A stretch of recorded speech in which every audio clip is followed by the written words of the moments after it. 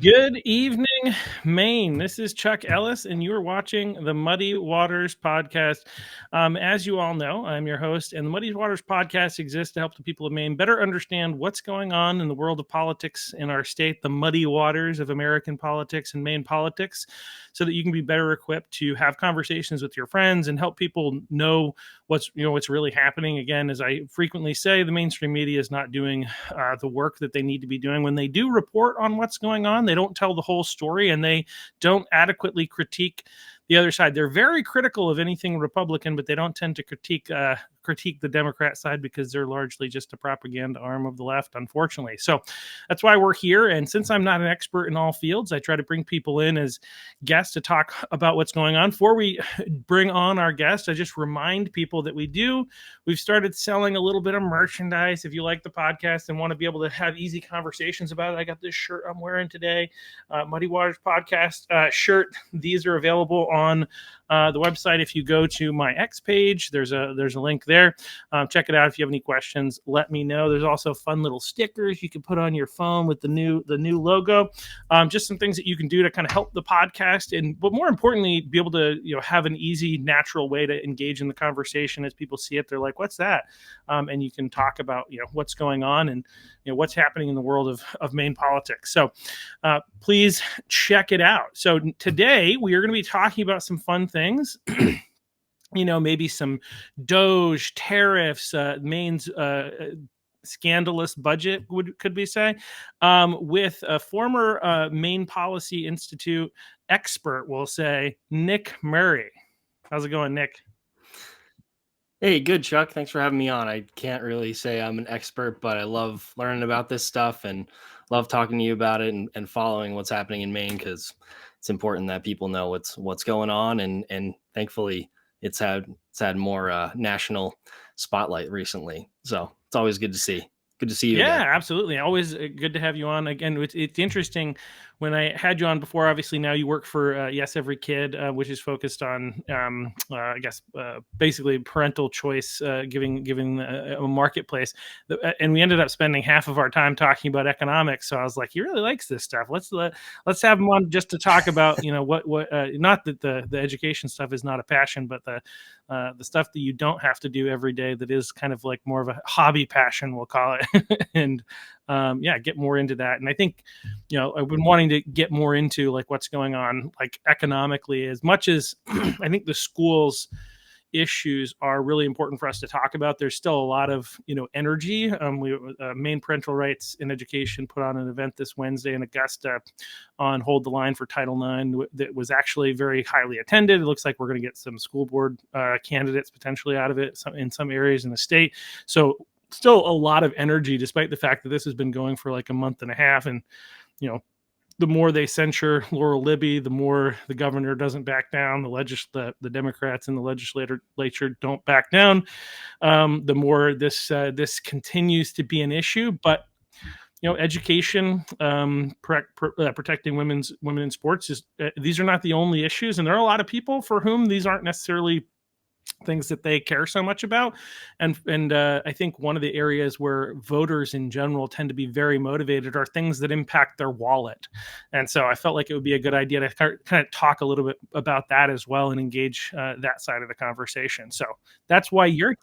Yeah.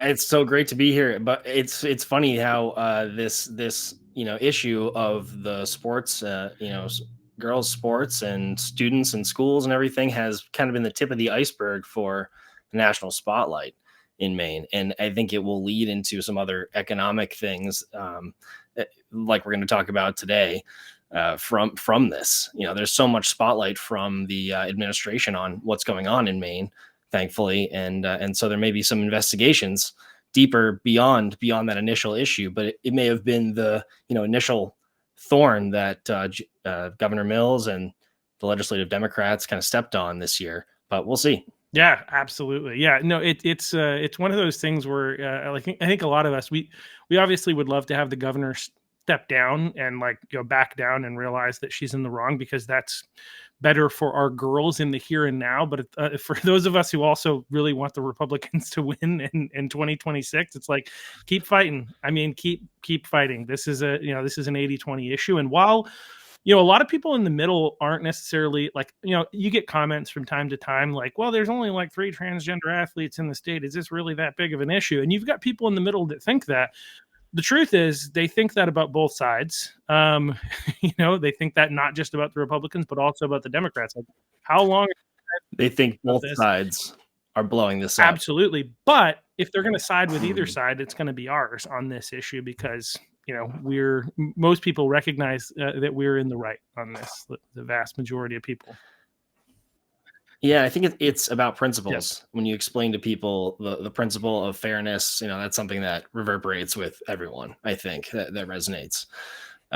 So that's the way I approach most of the issues too. Economics as well. I think as long as you can break it down to principles for people, that's as transparent as you can be. They know where you're coming from. They know you're grounded in something, and they have something to measure you by and judge you by. And I think this is a great example, but there are so many of those examples where if you can stick to a principle and articulate it clearly to people, even people who think that, they're not part of the political game, they see both sides freaking out about something, and they kind of see it for what it is. It's theater in a lot of ways, which is important, but that turns people off, that people become apathetic with that. So I think folks, even who are faced with a principle such as this, that's a stark issue of fairness, that is something that cuts to the core, like what we can do with economics, explaining economic philosophy and why small government's good and why low taxes are good, and all these things, why it's good for the future of humanity and for human flourishing. Yeah, absolutely.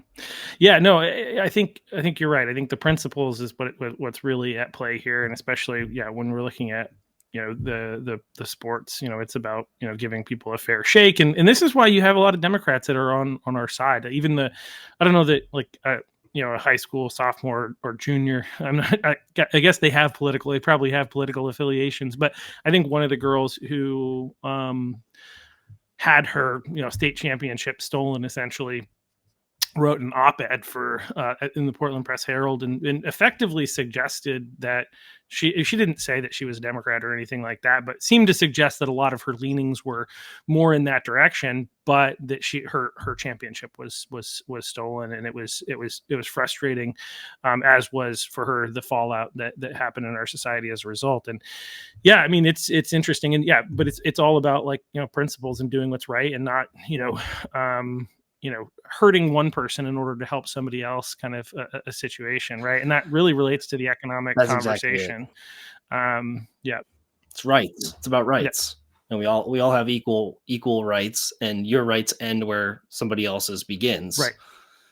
Whether that's your, on the physical playing field, in terms of biology, or whether it's, the fruits of your labor, the product of your freedom and your liberty that you create with your property. These are all tied to rights. Your speech, these are all tied to your fundamental human rights. I think that's something that can help folks who are, conservative or libertarian on the right, if you want to say. It's hard to, give a whole label to that, but I think, not the radical anchoring this to human rights, not the radical left is far right these days. So really, exactly. Everything but the far left is far right. Yeah, I love the memes. It's amazing how just the goalposts have been moved. Oh my gosh, over the last couple. Well, not even just the last couple of years. So with that conversation, and I just want to say hi to Truth Slinger. Thanks for being here, and checking us out and promoting us. But like you look back at Mitt Romney, right? When Mitt Romney ran for president against Barack Obama, I noticed this. Like Mitt Romney was like, was never anything more than a moderate Republican. I would say a Democrat in Republicans' clothing, most of his career. But when he was running against Obama, he was painted as a far right extremist. And that was much before. That was the playbook. They kind of, shown the playbook. Not that hasn't been kind of part of the playbook for decades, right. But yeah, it's always that's kind of the tough thing with this was, if you can identify that people are operating in good faith, you can carry on a debate with them. Right. But if they're going to operate in bad faith, and no matter what you say or what sort of concessions you offer or what sort of compromise you want to strike, it's still far right, and it's still, you're siding with the far right or whatever, and you're just going to cloud it and put it in a box, an ideological box.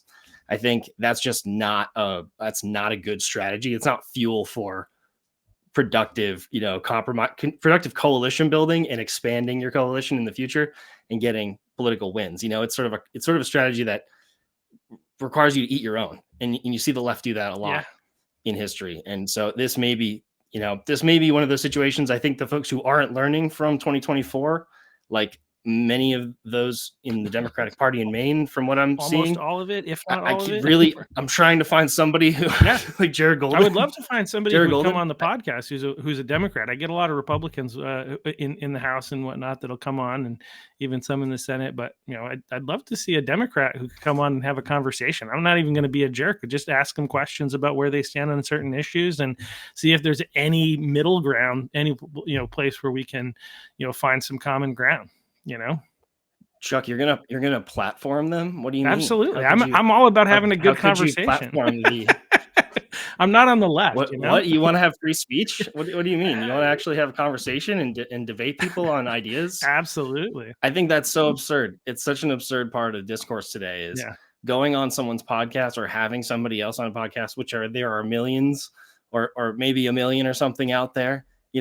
It's platforming to put somebody that you disagree with or that your audience might disagree with, and that is somehow an attack on people. Like, this idea that speech is now violence is such a toxic idea that, I saw it kind of be seated in universities when I was in school, but since I left, I think I graduated in 2012, and if you follow like Jonathan Haidt, the coddling of the American mind, he kind of flags that in 2015 of just this mindset, this victimhood mindset that kind of infests millennials and my generation and our generation. And that's contributed in a lot of ways to the politics of this generation. But yeah, it's frustrating to see that come out today. But no, it really is. So, like, I entered into politics annoyed at how the Republicans would always talk about the Democrats, and it was like, because there was always venom in their voices, like Janet Mills and the Democrats, But the more I engage in this, like, I understand, right? Because, like, unfortunately, like, there doesn't, as you said, like, I think the common phrase that's usually used to talk about the Democrats, is that, like, or compare the differences between working with Democrats versus working with Republicans is like, working with Republicans is like trying to herd cats, whereas Democrats are like sheep. They just do what they're told. They follow the party line, and it's unfortunate. Like, neither one is good. Like, I think the trying to herd cats is kind of, it's very challenging to ever get anything positive done. But as is like everybody just buying the party line on the Democrat side, that's also very dangerous. That's how you get communism and those. Yeah, what do you call a herd of sheep that eats their own? That's the remarkable thing to me is the Maine caucus has been able to be so unified in their partisanship. I'm thinking of there have been a couple of cases, but I'm thinking of a particular case. I believe the guy's name was Evans. He was a doctor out in Skowhegan a couple of sessions ago, and he voted in favor of a repeal of a certificate of need, which is this insane permission slip that hospitals have to get from their competitors and the state in order to invest in their own property and expand. They have to show that they need more beds and then get approved through the state and a panel of current providers, their competitors. It's terrible. Certificate of need is terrible. And thankfully there are some states that are repealing it. But so, every session there's a bill in to repeal this. Yep. Laurel Libby has put in several bills this year in previous sessions. This may have been one of her bills. Representative Evans from out in Skowhegan, who's a Democrat, votes for the bill, I believe in committee or maybe an earlier floor vote or something. And then later on switches his vote. And then the next session he's primaried. So his vote didn't even actually cause anything to happen, and they still primary him. It's crazy It because just showed you that it was yeah, weak I mean, you see this at the national in level. their eyes. This is Weak. what they did with Tulsi Gabbard, right? And then they basically effectively pushed out Kristen Sinema and Joe Manchin, right, who were the moderate Democrats. One left the party while she was still a senator, and then left the Senate because she was tired of it. And then Manchin, I think he might have actually also left the Democrat Party after he was done.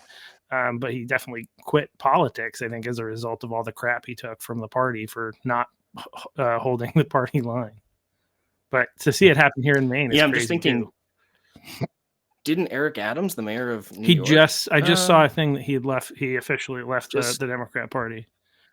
yeah, I don't know exactly what that means, if he's now just without a party or if he becomes a Republican ultimately, but interesting. And that's the thing. There's this fork happening. I mean, politics is a weird animal where if you lose, you have to learn all these lessons, you have to implement all these lessons. And if you win, you did everything right.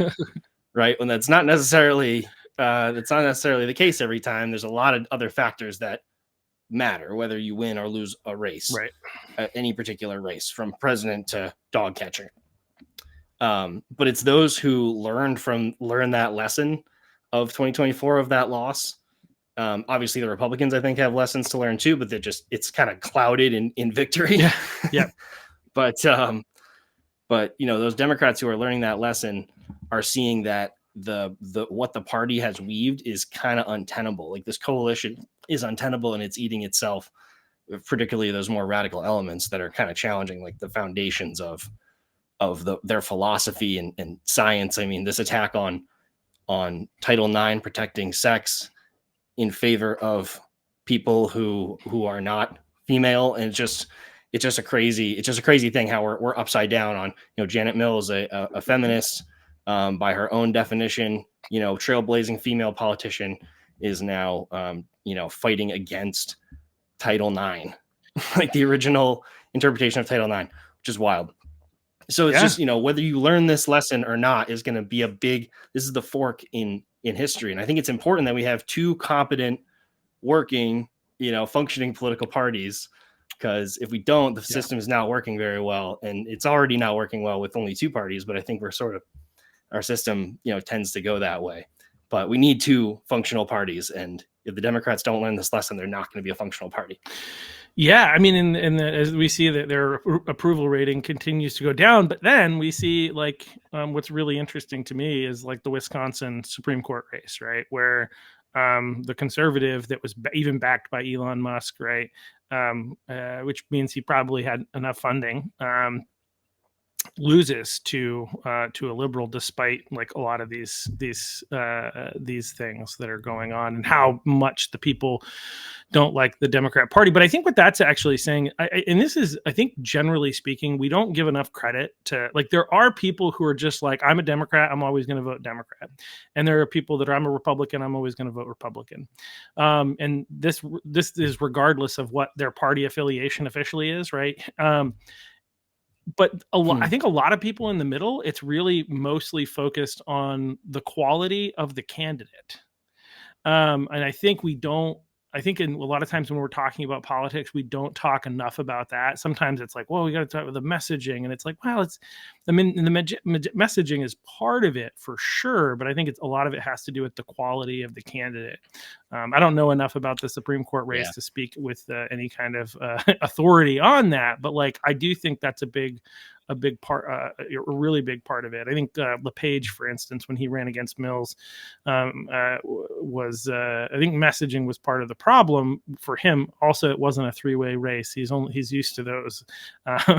He had most of his success in three-way races, but I think I think he wasn't as prepared in terms of, like, so again, that to me, I know it's messaging, but it's really connected to the quality of him as a candidate in that election. He was great in the past, but he didn't do a great job there, and I think that matters a lot. Yeah, absolutely. Candidate quality matters a ton, and people don't care how much you know until they know how much you care. Right. They have to trust you in order to hear you. You have to be credible, and you have to have some kind of trust with whoever your audience is in order for them to even hear your message. So, you can't break through with just the best message if people aren't open to hearing it. And I mean, I don't know if that was Paul LePage's problem. I think he was already kind of defined. He had 8 years in the Blaine house. He had a whole record. And they wanted to kind of reinvent him. And then that was panned by the public and the media. And so they kind of just stayed, pretty quiet over the summer and were not making the inroads they needed to win a two-person race. Like, totally. But that that was 22 was a tough year too. And I was hoping that the sort of not retribution. What am I thinking of? Sort of the first hurdle of the pandemic accountability process, holding the people accountable for the pandemic, was going to happen in 22. I was very optimistic, and that's not the case. I think that had to happen in 2024. And because the Maine governor's race is offset on the midterms like that, we didn't have enough time to, I think, prosecute Janet Mills's, conduct as governor during the pandemic, which I think was atrocious. I wrote a lot about it. I tried to let people know what was going on, but I think 22 was a tougher year for Republicans because that hadn't been processed. The effects of the pandemic hadn't been processed by the electorate for it to actually reflect in an election. I think that's part of it, but I also think that like people have short-term memories. Right. And so people who are paying attention and looking into what happened during the pandemic, which is not the vast majority of people, right? It's people who are interested, right? You've got like different organizations around the state of Maine, people who are upset about vaccines, people who have had vaccine injuries and other things along those lines, right? And people who are particularly interested in the impacts economically, this, that, and the other thing. But the average person, I don't think so. And one of the things that they did really craftily, in my opinion, is in the early stages of COVID, like all the COVID numbers, Maine was like an outlier as being like really good in how COVID impacted the state. Now, long term, this wasn't the case. Like we're just as bad basically as the rest of the country and the rest of the world in large part once it finally took its full toll so on the state in terms of people who got sick and people who died as a percentage of the population. I think we were basically in range with everybody else, but guess what? They weren't reporting on that when those numbers started to switch. Like they were reporting heavily when everything looked good, but as things started to stop looking good, they stopped reporting. And most of your Maine people, even like they don't even realize that Maine, I would say that if you polled people on the streets and said, did Maine do better or worse than the national average in terms in its handling of COVID because of the lack of actual knowledge about what went on, I bet you the majority of people would say that I think we did better. I think that's the case. And I think that was actually part of our problem is we were trying to attack her on something that the broad majority of people didn't realize that we actually didn't do better on. So I think that's a big piece. I don't know how much like LePage went after her for that, but because I don't think he really did a lot, but not much. Yeah, but I think that was a wise decision because I think if he does go after her, the vast majority of people were not aware of the fact. Maybe if he had gone after it with facts, but a lot of times when you're running for office, they tell you your job is not to educate, it's to get elected. And so like trying to educate people and tell people, she did this and this is was the impact. It's a little bit of a stretch. I'm told I'm not an expert in campaigning. I've lost 2 campaigns, so what do I know? But that's a good experience. Yeah, take it from me, who's lost several campaigns as well. It's a good experience. Yeah, but yeah, it's interesting, and I think Anyway, it's so.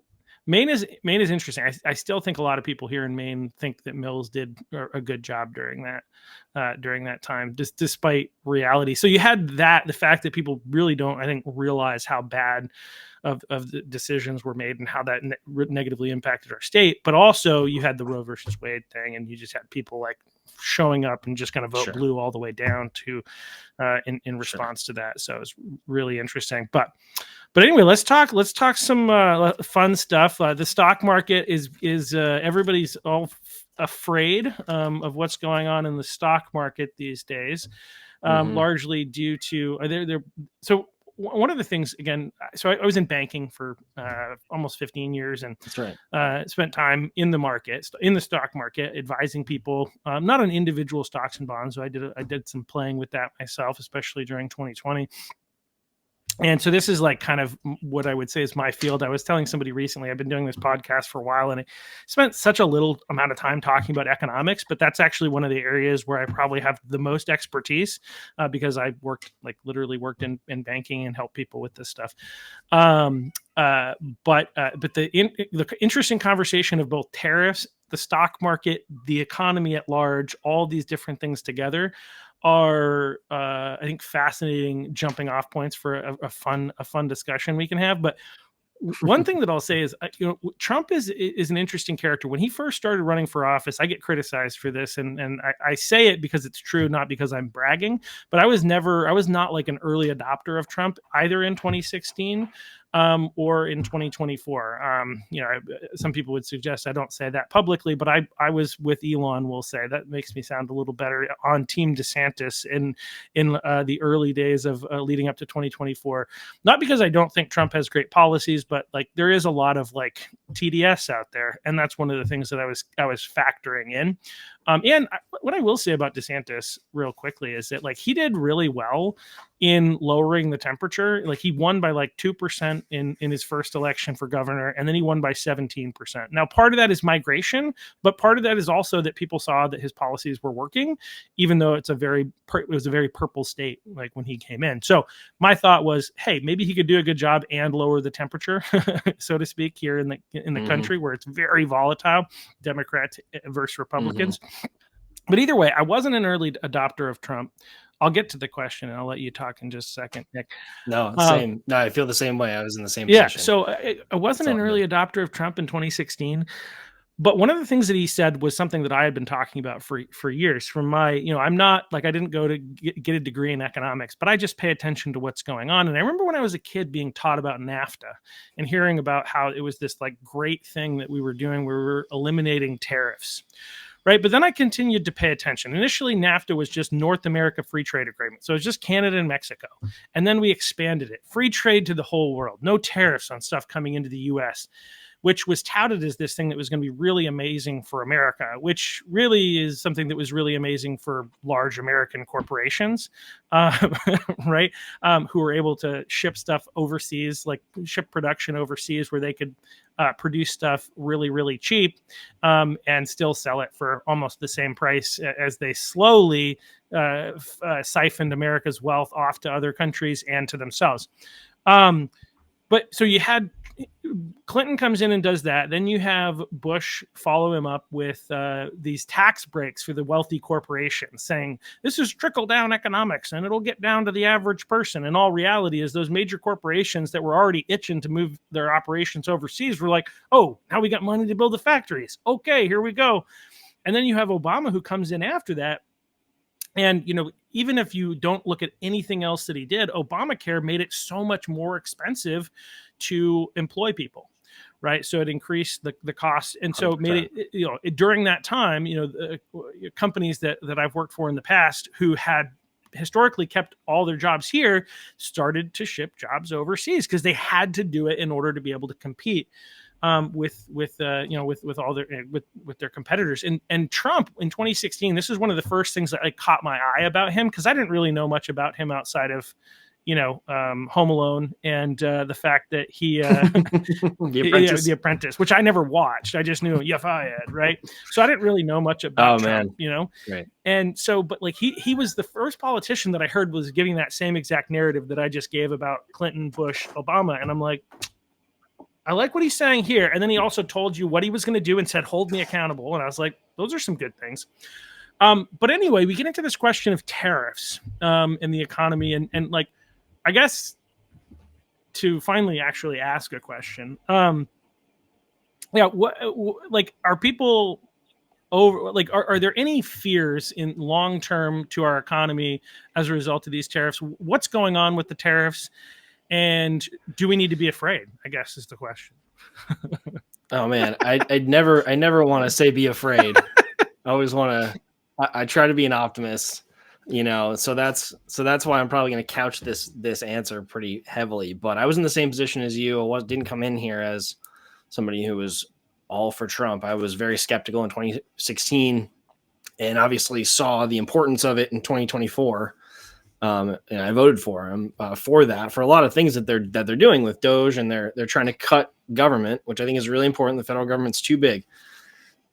And ultimately that should cut taxes, right? The problem with pairing that with the tariff policy is then you're doing that at the same time as jacking up uncertainty and also prices. You have to, there has to be some effect of, if not just in the markets, then in actual goods when the tariffs hit.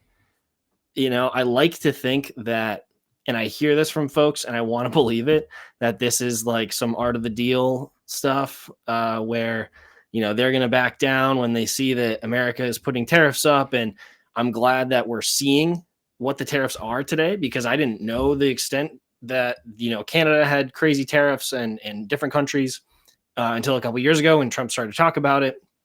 And so, casting a light on that is important, but you're really taking a gamble. I mean, I think it was an Axios or something. They said it's the boldest, biggest economic gamble in history, potentially, or in the modern era. And I have to agree, because it is a huge gamble. You're gambling that these countries are going to back down and you're going to get to zero and zero, because ideally, free trade is good. We should have a regular marketplace, not a regulated marketplace, but one that's regular, where there are low barriers to trade and commerce, and there's as much as possible, with as little interference as possible. What's the theory behind that? Ideally. Like, why is low, quote unquote free trade? Why is that better? If that makes sense. I know why it's better for the rest of the world, but why is that better for the U.S.?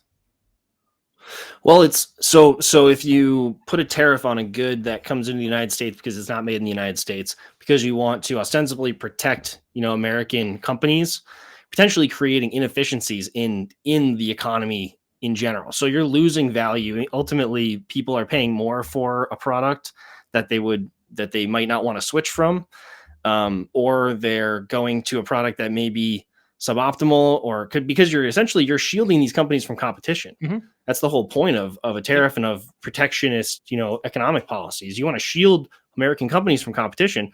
That's not good for American companies. It's not good for American business or the future of industry, because we'd be less competitive. You can't shut yourself off to the world and kind of, control the environment in a way to make it work for you. You have to compete ultimately in the global economy.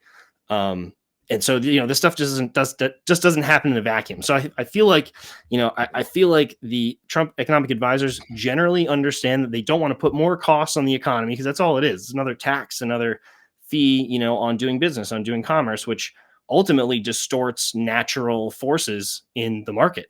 I mean, it's applying pressure. The state is applying pressure through force in the marketplace that otherwise wouldn't be there, and is altering the natural course of human action. And so I think that's to give it like a principle, markets are moral because they act without force, because it's completely voluntary. When you inject force into a voluntary system, it distorts it, and you're going to cause inefficiencies. You're going to cause bubbles where, in malinvestment, this idea of malinvestment that the Austrian school economists kind of came up with, Ludwig von Mises and Friedrich Hayek. They talked about, Mises has this great example of the Austrian business cycle theory, where he points out that there's different stages of production in the economy, and resources flow through that in different ways. But if you, suppress one or subsidize another, you cause these bubbles or malinvestments in that. And inevitably that wave has to come around, and there's going to be a place in the economy where, whether it's raw materials, consumer goods, or anywhere in between, refinement, that liquidity or that debt or whatever, that misallocation is going to fall on folks, and it's going to destroy value, instead of allowing the market to enact creative destruction, which is reallocating resources through liquidation, bankruptcy, and everything else, firms failing, into more valuable uses. And so it's you can't cloud the signals of the market. Prices are signals. And so by the state imposing more taxes, tariffs, things like that, you're imposing more force on the market and clouding those signals for market actors to behave voluntarily and contribute to each other's lives voluntarily.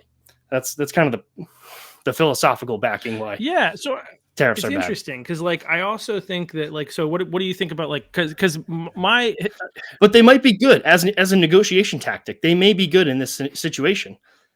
They're going to cause some damage in the short term. well, Ultimately, the gamble is whether it's long term beneficial. I'm not sure it is. that is the question. I think the question is, can we turn back the clock? But would you, what do you think about, like, because when I kind of laid out, like, kind of one of the first things that I liked about what Trump had to say was, like, recognizing the problem of NAFTA, and those other things. So, like, how free trade, ultimately destroyed the middle class here in America.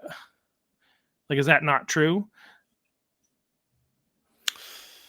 Well, so I mean, it definitely moved. It definitely contributed to manufacturing, leaving lots of areas of the country, and gutting the middle class. And in that respect, you know, yeah, I mean, this is part of it. It didn't gut the entire middle Right. class, and it wasn't like those resources weren't allocated to more valuable uses as the digital age comes in the 80s and 90s.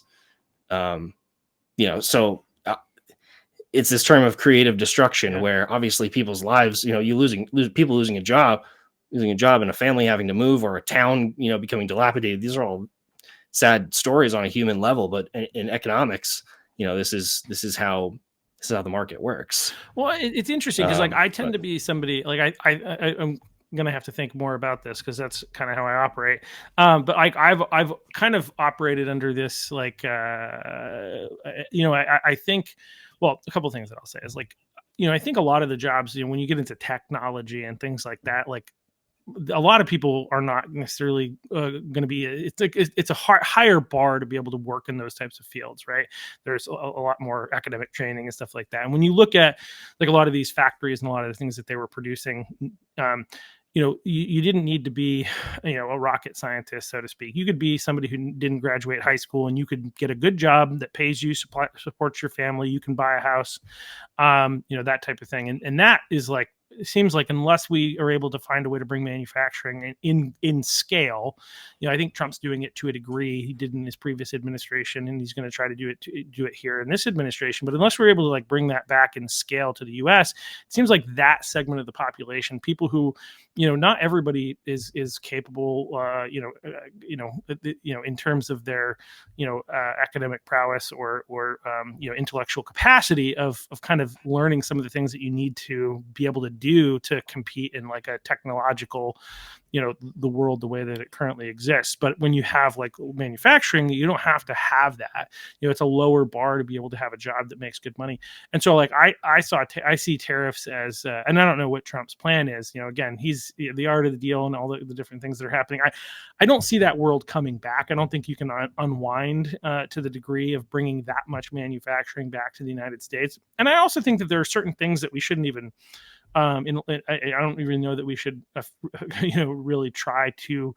We shouldn't be tariffing, like, coffee beans, for instance. Like, we're not the most ideal place to grow coffee beans, but we drink a lot of coffee. So, like, let's not tariff that. Is my well, yeah, perspective. well, that's kind of the asinine way they approach this Yep. too. I mean, they're looking at it in the terms of, if we have a trade deficit with a country, it means that we're getting ripped off by them in some way, and we have to put a tariff on them to equalize it. Having a trade deficit with a country just means that you import more than you export to that country specifically. There's important economic rules of specialization that add value to the economy, because we are not a great place to grow coffee beans. We need to buy coffee. We like coffee. We're going to have to buy it from other places. That's okay. These are places that have a comparative advantage in growing coffee. And that's exactly it. You can make that case for so many goods and even services today that it's crazy to, like, chase your tail around and try to figure out the right thing to tariff. I think it's going to be whack-a-mole, and that's why it just seems like this broad base tariff on Liberation Day. It just seems like such a half-baked, like, Trump marketing strategy.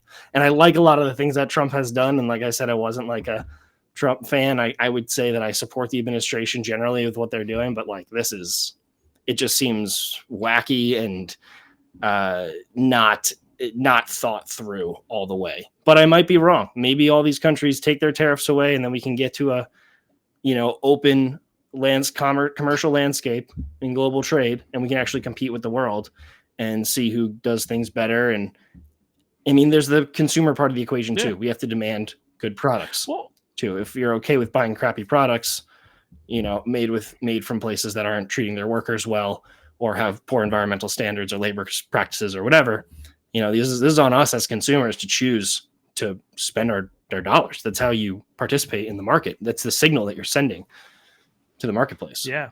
Well, it's interesting too, because I think it's,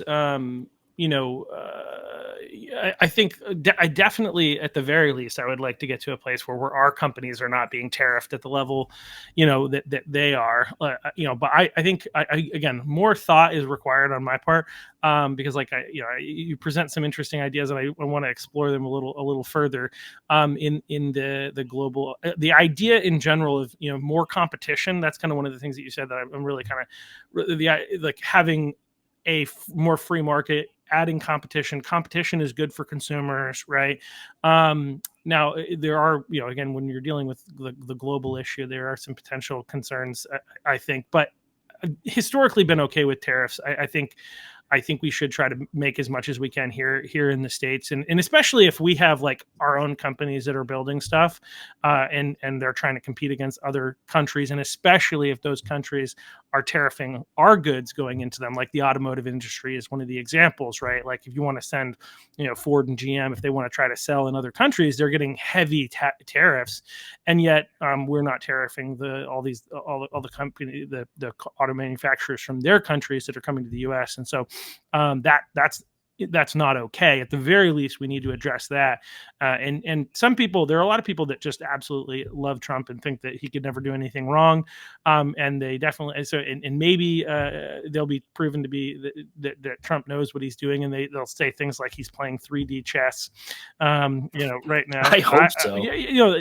Me too. I mean, I think it seems to me that his administration, he came in guns blazing with a really good plan in a lot of ways. Not perfect. I don't think he's done everything 100% perfect, including DOGE. But I think in general, they've kind of done a lot of really good things, especially addressing the issues that people care about the most: the number of genders, boys and girls sports, those kind of fun things that we love here in the state of Maine right now. But also like a lot of other things. And I think one of the things that's interesting too, and I think I'd be interested to hear your thoughts on, is when it comes to like economics, there are a lot of people, like, I think Trump was president for like 2 weeks, and they're like, why hasn't he lowered the price of eggs yet? But like, again, this, where I sit, and what I've seen as I've watched economies change with new presidents and new policies and things like that, is that you don't see like an immediate impact, even when you have a good policy or a bad policy decision. Right. When will we know whether or not Trump's economic policies that kind of rolled out, like how soon?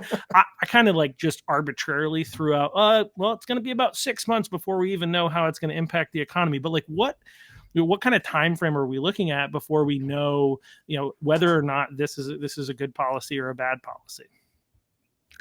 I mean, I think that question is always a matter of politics.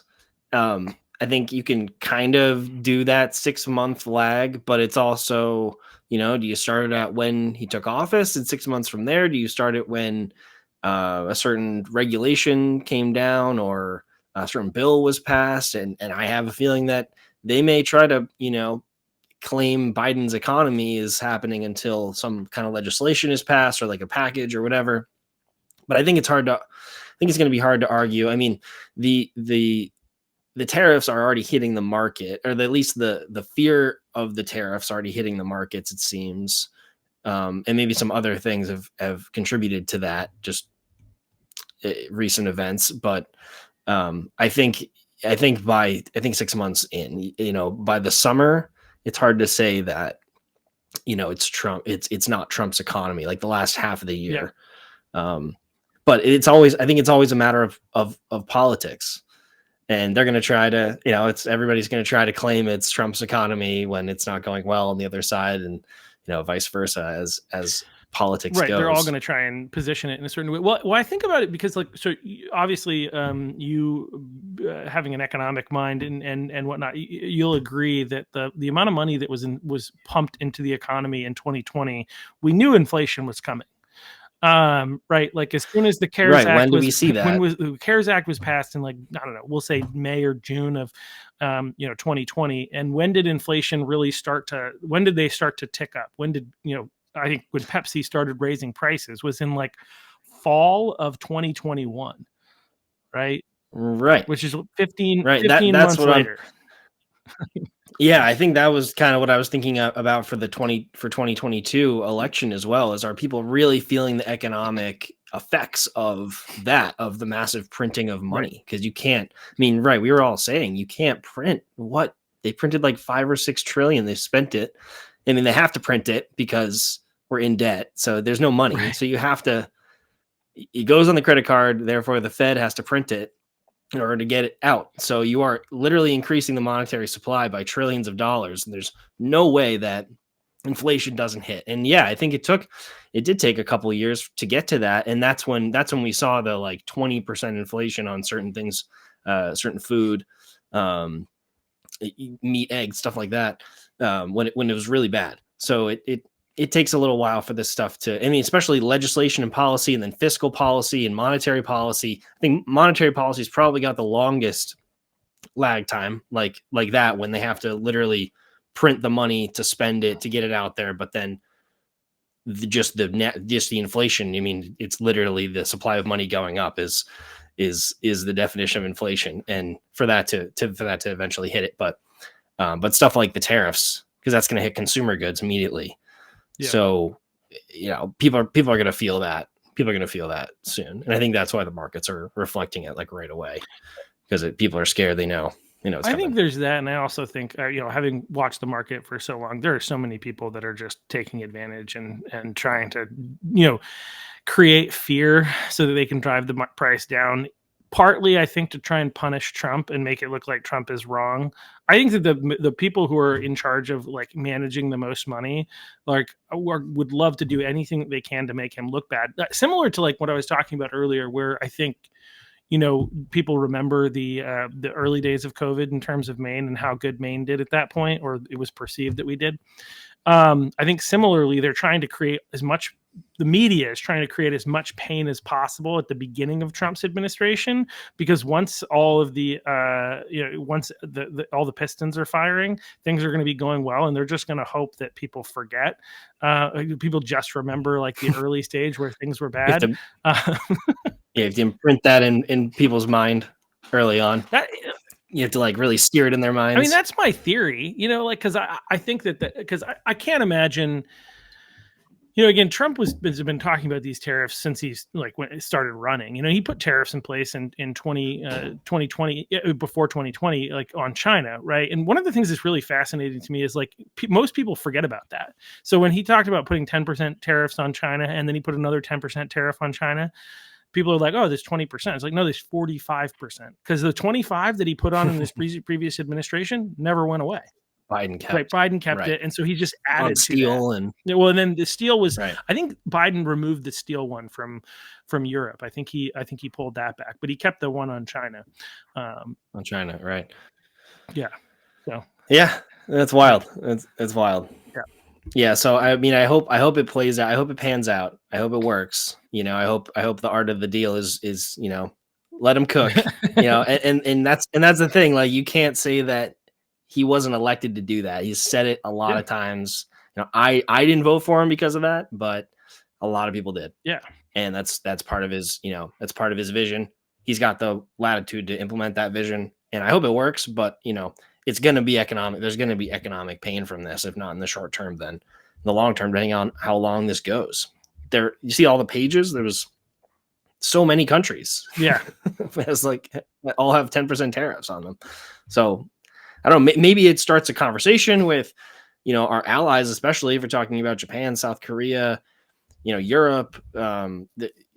there should be legitimate conversation about, are we friends? Are we operating on the same playing field here? Like, let's get to a place where no one's punishing anyone's, consumers or producers or companies. Like, we're all on the same team.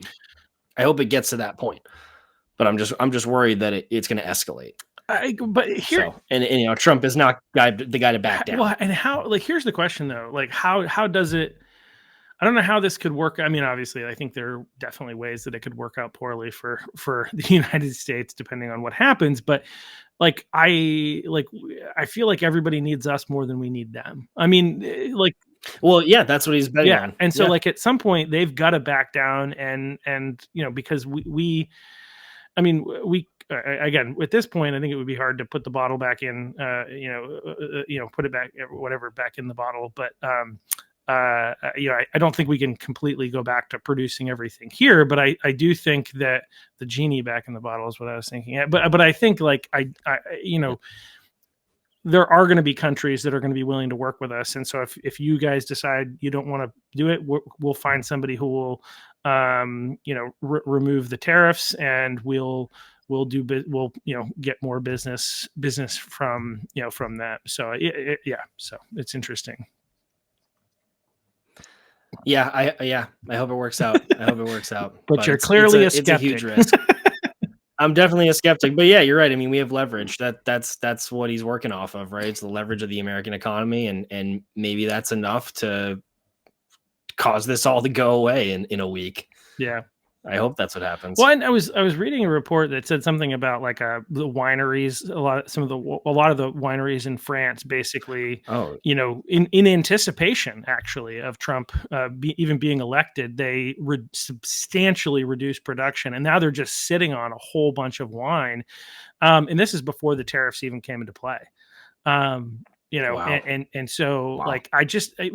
And that's why I just feel like they're going to have to back down, because it's going to be so devastating to their economies, or it's going to inadvertently trigger some, I don't know, hopefully no military stuff happens. But, like, if it's, I would imagine that our military is still, feared enough that nobody's gonna come after us or anything like that. But, like, economic problems tend to lead to war, right? Like, when people don't have the things that they need, that's where wars break out. But yeah, hopefully people back down. I mean, I think a huge concern for our country is the dollar's place in the world, and how we treat our debt, and how much debt the United States accumulates, in budget deficits. Every year contribute, that's going to be a problem. We're going to have to deal with our national debt at some point, and it's not a pretty picture if people come calling for U.S. debt. So to me, that's like one of the existential fears of the United States, is a debt crisis, and I think it's probably one of the more realistic. And where does the dollar go as the world reserve currency? It's just, we have a lot of leverage because we have a market, but our government is also bloated, and we have too much debt on the public, and it's risky. Yeah, it's risky. Well, if I were him, I would be focusing on reducing government, and balancing the budget, and then returning everything to taxpayers by lowering income tax rates with the DOGE savings. Yeah, I mean, we need to. I think DOGE's plan is to try and cut $1 trillion from the national deficit on an annual basis. The problem with that is, what is the annual national deficit? I mean, some people say it's 3 trillion. Some people say it's 4, I think, or I don't even know, honestly. Yeah, I think when I look at, I don't know if it's, I'm not an expert in this. Again, this is not, but maybe it's I think it's 2. I think 2 is the general. This is what Elon was saying, and this is what, if you look at national debt clock, it'll say that we're at about a 2 trillion. I think that's what it is. Yeah, debtclock.org. Yeah, that's great. So, like, that's great stuff. So if they cut $1 trillion, we're still overspending by $1 trillion. Right. So yeah, we're still adding to the U.S. federal budget deficit official is $2 trillion and 6 billion. I think 2 trillion, 6 billion. The DOGE clock, which is also on here now, is they've saved $276 billion to date. So They got to multiply that by 4 to hit their goal of saving $1 trillion, but that still puts us, $1 trillion more. Right. It gets us So halfway to balancing the budget, to stopping the bleeding. yeah. Right. Yeah. I mean, if I were sitting So, down with the United States of America as a client and I was in the bank, I would be like, you need to cut spending. Like, where's your budget? Let's cut some stuff. Like, you can't afford it. It's right. like, well, these are services that we need to provide to these people. And it's like, well, you can't because you don't have the money to. There's no You money. cannot donate to charity if you don't have any money. Okay. Right. Like, you're not allowed. You can't buy Dunkin' Donuts every day just because you like the flavor if you can't afford to pay the oil to heat your house, right? And that's no more $40 muffins. No more golden toilet seats. Seriously. I would not want to work with the United States if they were my client. I mean, Nobody can spend that bad. Nobody can be as in poor financial condition as the United States government. It's crazy. And we're supposed to be the world reserve currency and the backbone of the entire world economy. And so it's gamble. It's a huge gamble to push that and risk economic growth when we need to grow our way out of this. We need to cut. This is not. I don't think it's going to be helpful, but we'll see. Well, DOGE. Anyway, it's going to be somewhat helpful. What do you think about? See, one of the things that Trump has floated out there is utilizing tariff money to eliminate income tax. Would that be great? But then it runs out eventually. You have to get rid of the tariffs. I mean, to me, that's sort of saying that the tariffs are a permanent staple. That is kind of the perspective that seemed to be suggested with that. Is it like permanently keep it so that because like if you're saying, right, because the argument is that the bad thing about tariffs is it's a tax on consumers. Well, what if we replace that? We kind of cushion that blow by removing your income tax. And so now it's not like your net situation is still better theoretically. And it brings jobs back to the US. Maybe. I mean, that was theoretically. Yeah. I mean, right. Theory and reality are the two problems when it's dealing with economics. Is that I think there's a reason why tariffs were in the original Constitution and income tax wasn't. Right. And I think it's to that point where income tax is the worst kind of tax because you're literally taxing people's output and their work and their production, their value to the community, and you're taxing that. It's the worst. But I think there's a reason why the founders left room for tariffs as a foreign policy tool and as a revenue raising tool for the federal government, but didn't include an income tax in there. Yeah. Excise and tariffs were what they were hoping we were going to rely on. Yeah. Well, that would be great if that. I would love to go back to that situation. Right. Like, because you're right. So, like, if that's on the table, then okay, we can talk about that. It just seems so far from status quo. Yeah. No, I agree, and I think so many people. Well, I think this is my theory at least, right? Like this idea of income tax and no tariffs, right, is really good for. I mean, you could make an argument it's good for competition. It's good for some. I think it's primarily though really good for major U.S. corporations. Right. They're the ones that what we've seen over the course of the last, 30 years is major corporations have gone up so much in value while the middle class has disappeared. Not completely, but struggling. No. Yeah. You're protecting the companies and the consumer doesn't have any sort of protection. Why are you protecting one part of the economy and not the other? Yeah. If we want to embrace freedom, I think we should embrace freedom at the economic level. That's free markets and free trade. Yeah. So fun. Yeah. So when it comes to like budgets and stuff like that, we should talk a little bit about Maine and the Matthew Dunlap. He was the former treasurer. Is that right? Secretary of State. There we go. He was former Secretary of State. Yeah. And but he wanted to be auditor and he had failed the exam. And so they had an interim auditor for a little while. And then now he came back and he did his job. Yeah. He issued an audit and he went through and he audited the government's, at least contracting practices, and found $2 billion was inappropriately spent, or at least spent without, approval. $2 2.1 trillion. No, not trillion. Sorry, 2.1 billion. I said 2.1 trillion. billion. We're You talking said Maine. yeah. Okay. I made a mistake.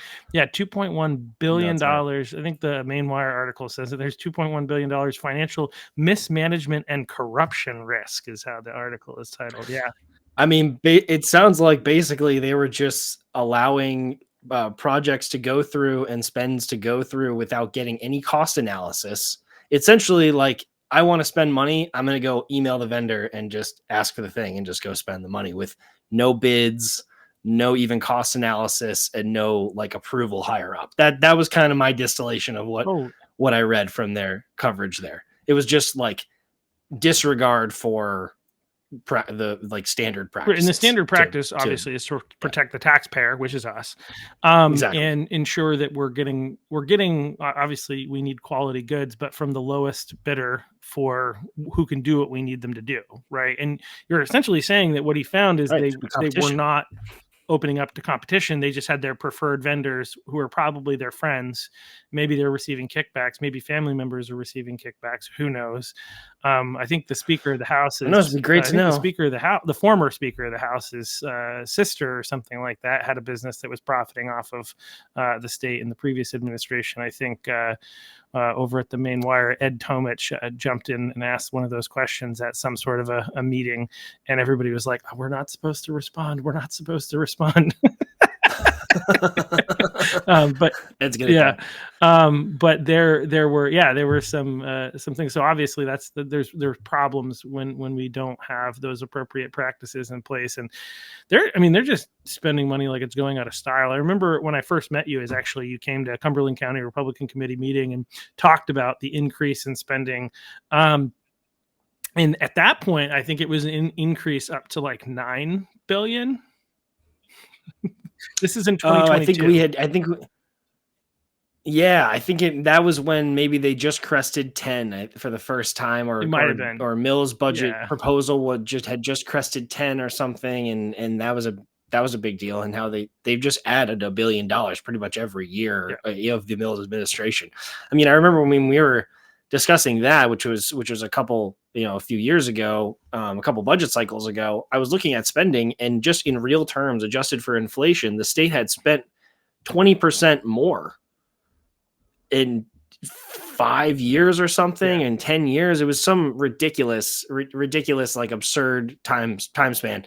And just looking back and thinking, has the state changed at all in that period? The population's barely grown. Yep.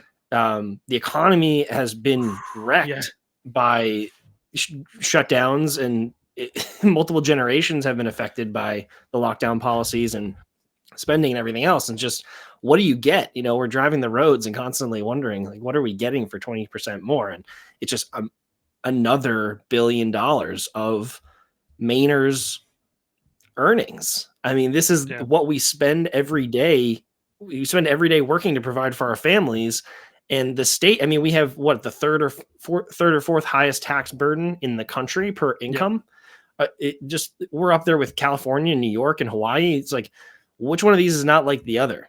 Right. Maine is not a state. Maine is a state that should have it should be cheap to live here.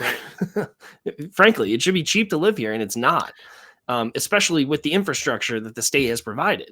If you're looking for, like, what are we spending? What are we getting on almost every level?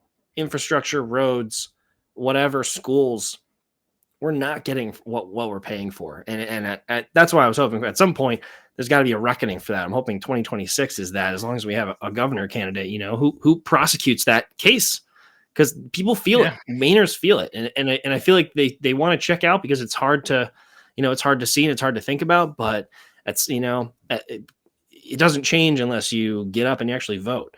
And I think if there's somebody who prosecutes that case, people are gonna, that's got to be part of the campaign, part of the move. It has to be. I mean, the economics, like, that's always been one of the things that I think helped Trump, right? Is a strong economic policy and inflation, and inflation. And I think Biden's inflation. Yeah. So, it's interesting though, because the concern that I have, right, is that if Trump does well and it positively impacts Maine, people will claim Mills did a good job and give her credit, the Democrats credit, because this is how crazy the mainstream media is, right, in Maine. And if things don't do well in Maine, they'll blame Trump. It's kind of a funny thing that because we're on the midterm, because the governor election is on the midterm, it's usually like a backlash, at least in the first term of a new president. It's usually a pretty hard backlash against that president's party. So it's been kind of funny. You know, sometimes Maine is seen as the bellwether, and then sometimes we're kind of like lagging on that wave. It's tough to judge like how we're gonna fall on that. Yeah. You know, who's gonna get blamed? Are people gonna be feeling good about the economy going into election day 2026 and then favor the Democrats for that? I don't know. It means that the candidates have to be good and they have to be credible and trustworthy, and the party has to have a real message that's people are disciplined about. Yeah, that actually cuts through. Well, but I mean, because this stuff cannot keep going. That you can't just keep having $2 billion. That was just in one fiscal year that they found $2 billion was misallocated or just spent without the proper approval. So like of a budget, I mean, that's the crazy thing, because the biennial budget is 11 billion. So the state only spends like 5.5 billion a year, and they found 2 billion in one fiscal year of spending that was just not even approved. And so, like, let's crack open the books and let's look at that. We got to bring DOGE home. I did see the Republicans. And I mean, the next Republican administration has to implement that. I feel like you're seeing it in states across the country. It's becoming like something you have to do if you're a Republican governor at this point. You know, Kelly Ayotte's doing it in New Hampshire, and Kevin Stitt's doing it in Oklahoma. Like they have Doges all over the country. Because that's got to be a part of it, rooting out this kind of corruption and this mindset, and then looking back. I mean, looking back in the books, I saw that the Maine Republicans, are asking Pam Bondi, the Attorney General of the United States, to look into this too, to kind of see where this money has gone. And I think that would be huge. Yeah, it'd be absolutely huge. Yeah, it would be great to see, because I'm sure that there's shady stuff happening. You know what I mean? When people know that there's somebody to take advantage of, they're taking advantage, right? And I think knowing who are the people that are taking advantage of the state, who are those businesses who are profiteering off of our tax dollars, and ultimately, the biggest thing the biggest concern with taxes, right, is that it's destroying our economy, and we see.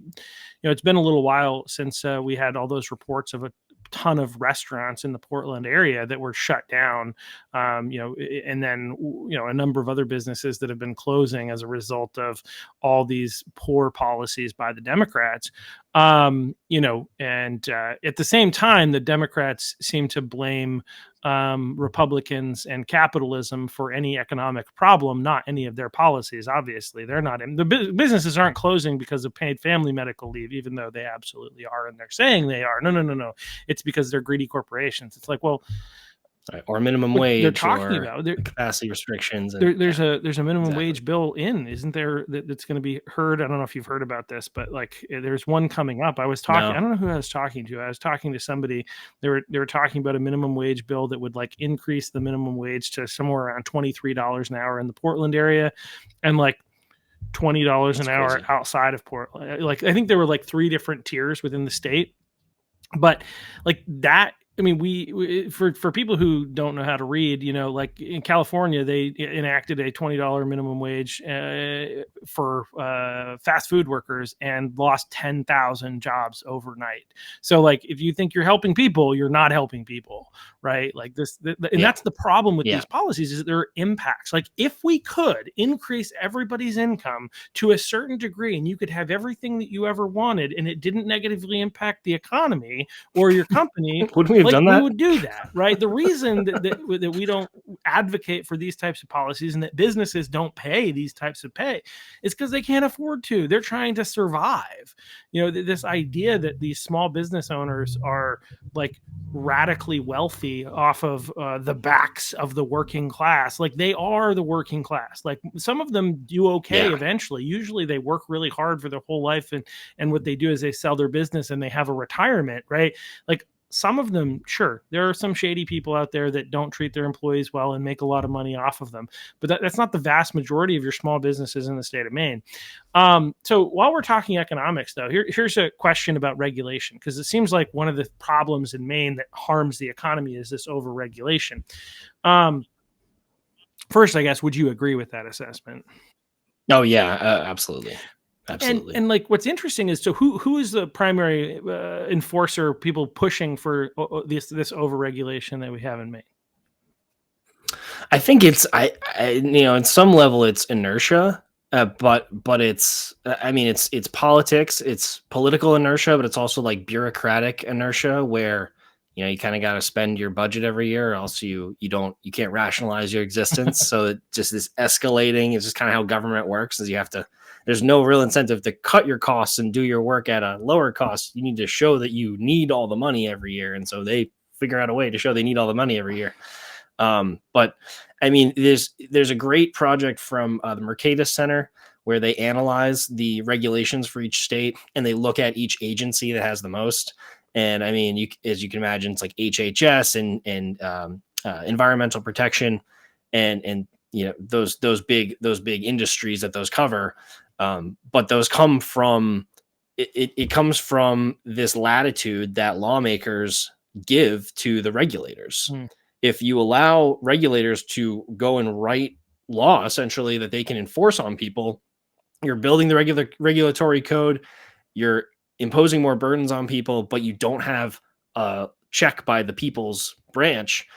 The legislature has essentially outsourced legislating to unelected bureaucrats. Yep. And I mean, it happens. It's the growth of the administrative state. Folks talk about the administrative state, and it's because Congress and legislatures don't do their job to fully prescribe the bounds of what a regulator can do with something. And I don't know why, whether it's trust in the regulators or whether it's kind of just laziness, and they just want to figure it out later, pass the bill, figure it out later. It means that lawmakers have to be so prescriptive in what happens and make sure. And I think at some point these states have to go in with a sunset thing. I think Idaho does something like that, where every 10 years, something I'm butchering it. This is the general idea. Every 10 years, every agency comes and goes to nothing, rewrites all of their regs that they think they need, and puts that up as legislation every year. So every 10 years, you have to renew and readjudicate your regulatory code, which is super valuable. Yeah. I think super helpful, and it would help juice the economy up, and at least getting some input about it, because that's the thing, the inertia of this stuff. You get staff in the bureaucracy, and then you have usually you have these interest groups that are built up. I mean, talking about occupational licensing, you have the boards that are protected. The boards and occupational licensing are like tariffs on working. Yep. Right. Yep. It's like a barrier that you put. It's like a barrier because you want to protect a certain part of the population. You hurt everybody else. You hurt consumers ultimately, because you're raising the cost to becoming a plumber or an obstetrician or whatever. You can. There's so many different licensing boards that are causing housing prices. Yeah. The fact that people need contractors, HVAC, fuel techs. You already have electricians, plumbers. You already have all of these folks who are already licensed, and then folks want to put on another general contractor's license. There's the person who just manages all that stuff. Yeah. And we're wondering why housing can't building housing, and so you can't complain about housing at the same time as you want to keep regulating people who build houses. You're making housing more expensive. So it's just all of this stuff, just the inertia of it all, the board, the interest group that's formed around that to withhold, to protect their fiefdom of policy and the economy, and then politics is a part of it. And you have these multi-headed interest groups that are now glommed onto and protecting this statute, which is enabling this huge bureaucracy that gets funded every year. And then you get an administration that comes in that gives the public sector unions a blank check and wants to keep, even though they can't fill, like the Mills administration, even though they have 2,000 open positions or something, they still want to add so many more. Just for what? Like, It's so why? that they have more It's money just to play more and with. more. That's I had Soboleski on, and we were talking about that, and it sounds like from what it sounds like to me is like once they get allocated their money, even if they don't fill those positions, they still spend that money. So number Oh, the one, money spent, what are they yeah. spending that money on? And they need to report back to us, the people, because you're supposedly saying you need these positions and you have no intention of filling them. It's this like crazy tactic to get more to spend more of our tax dollars without us knowing what it's being spent on. Because if you ever look at the budget, oh my gosh, I think you've done It's a deep mess. dives into it, but I tried looking at it when I was getting ready to run for office, and I was like, what the heck is even going on here? If you look at the biennial budget and you try to understand, it's like there's all this like transfer in, transfer out, and all this other stuff, and it's like, Yeah. what is even happening here? Which is intentionally confusing so that we don't really know what's happening, and we can't call them out on what they're doing. But then you've got stuff like this where they're like literally intentionally trying to make it look like they need money so they can get it, and then they'll spend it on something else. Going back to regulation, I think one of the things that, at least this is my belief, is that the regulations, a lot of them are whether they're pushed by major corporations or not. I think that they're for major corporations, and this is where what's interesting is I think the Democrats primarily, they're the ones that are pushing for more regulation. Just in principle, Democrats want more regulation because we got to protect the people. We've got to protect you. You might, some bad things might happen if we're not here to protect you. And so, like, my favorite thing is I was in investments, right? I did in the market, and the regulators don't know what they're talking about. And so I don't know, like they came up with these new regulations in that market, and I'm like, that actually is getting in the way of people giving good advice. In certain circumstances. Now, are there some bad pieces of advice that are not going to happen as a result of that? Sure.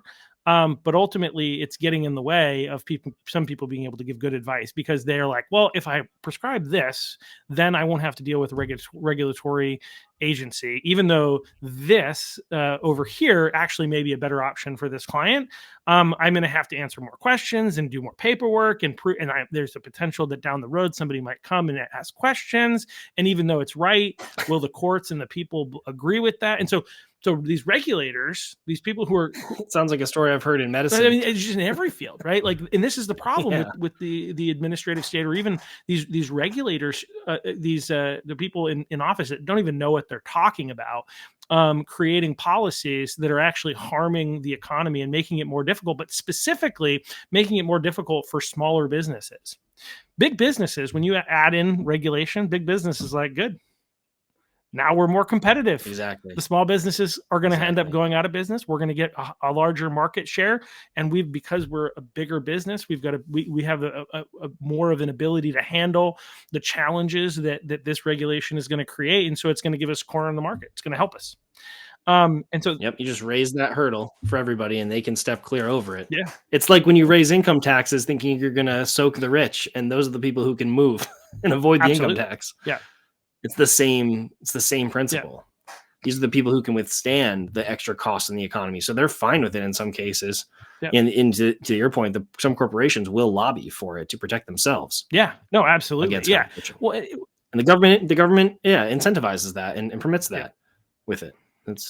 And it's not the point of government. No. And one of the fun things I just want to quote, there's a guy in my town who decided that he was going to say something intelligent. So I feel like when it comes to taxes, the way that Democrats talk about it and look at it is here's the actual quote. I don't want my taxes going up any more than anybody else does, but it's a fact of life. Anytime we question, it's like, I disagree. I think I want my taxes going up less than you do, because I don't think it has to be a fact of life. It is if you choose to decide that we have to spend this money. But we're talking in this particular situation, we were talking about a school budget that's going up by $2.5 million from like 51 million to 2.4 million dollars, but 51 to 53.4 million dollars.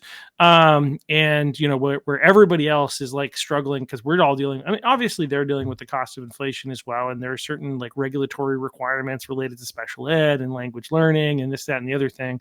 But the reality is, like, your budget's going up by $2.4 million. And my favorite part is if you actually listen to the discussion, they keep using this word cuts. We've made cuts. We've made cuts. I'm like, sorry, you've increased the budget. I'm not sure what cuts you think you've made. You've increased the budget.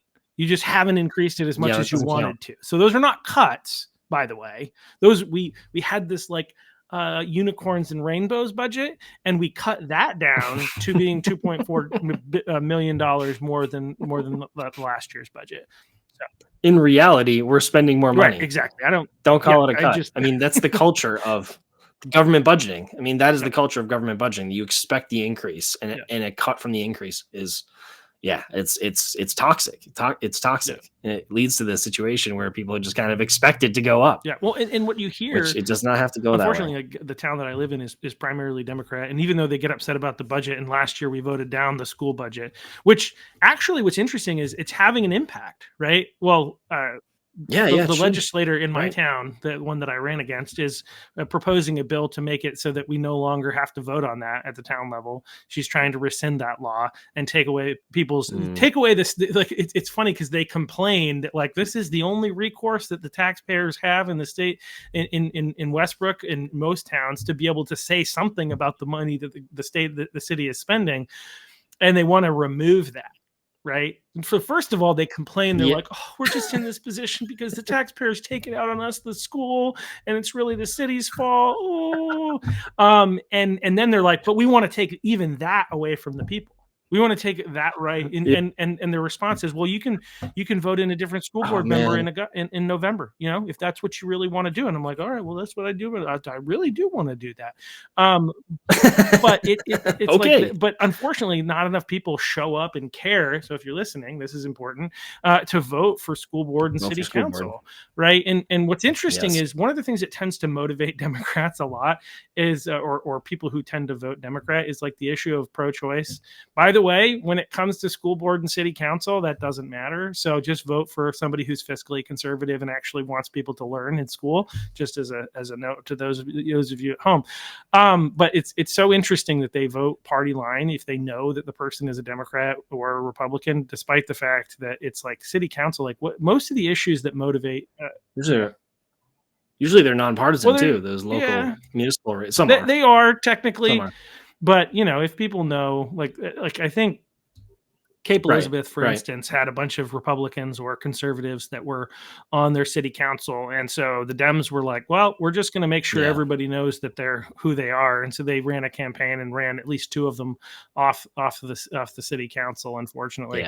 But they're technically nonpartisan, but anyway, it's fascinating that, again, the Democrats' basic response when you complain about taxes is, well, you just don't understand. We're doing the best that we can. We're only spending money on the things that we absolutely need to spend money on. We go through this with a fine-tooth comb. Just stay at home.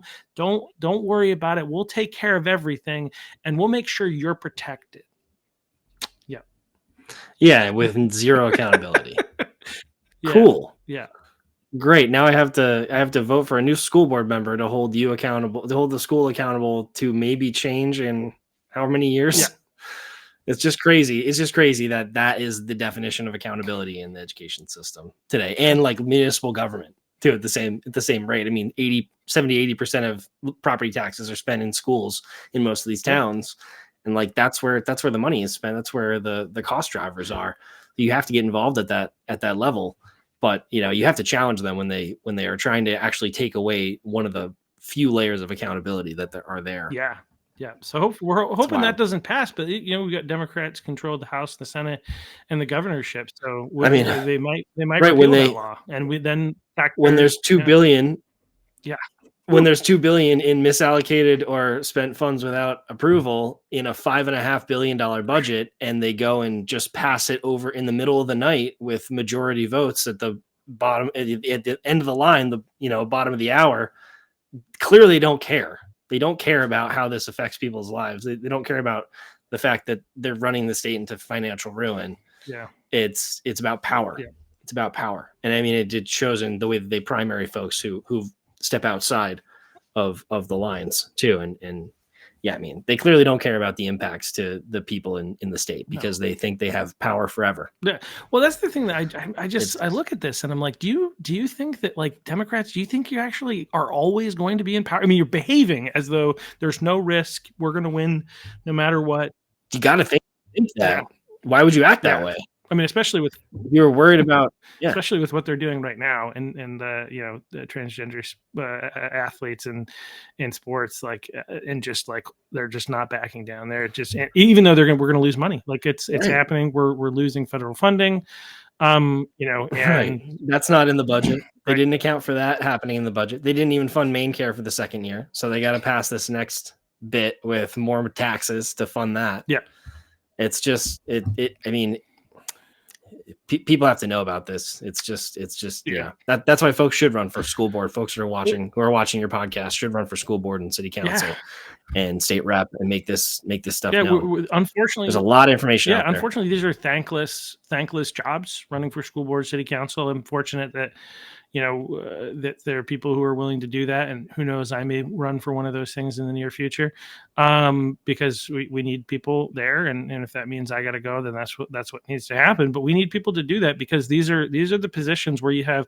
What's interesting is I was talking to some people, and we've got places that are primarily conservative, in terms of most of the voting, and yet when it comes to city council and school board, you have those positions, or some conservative towns that have school boards that are liberal, just like that are almost completely liberal, and that's scary, because that's our children, and the impact of the future of our kids, and And that's yeah, it. and that's That's the stakes. absolutely. So, My good friend Mike Quatrano would say, for the political activists, focus on the low propensity Republicans, the Republicans who vote but only every 4 years. Focus on those people. If they only vote once or twice in 4 years, you need to turn them out for the local races. Yeah. Like, that's low hanging fruit for the political activists out there. Yeah, we've got to become a political activist. If you're not out there, we need people to not just to run for office and not just to go out to vote, but we need people to get other people out to vote, because that's one of the things that I did in this last election cycle is I talked to my neighbor. She wanted to vote, but she was afraid to go for whatever reason, and I was just like, look, come with me. We'll go. I was the first time I did early voting. I like to vote on election day, but if I had an opportunity to get my neighbor to come out and vote, I'm going to take advantage of that, and that's what I did. So I think that there are ways to help with that, help people who have a harder time, if they need to get the absentee ballots. I think those, let's use them. I prefer this method of like in-person only paper ballots in the future, but like we live, I think we use paper ballots anyway here, but like if we live in the current environment, we should operate in the current environment and hope to change it in the future. Absolutely. So these are some things that we need to do, but yeah, anything else in the world of economics and in Maine politics that you want to comment on before we get ready to wrap up here?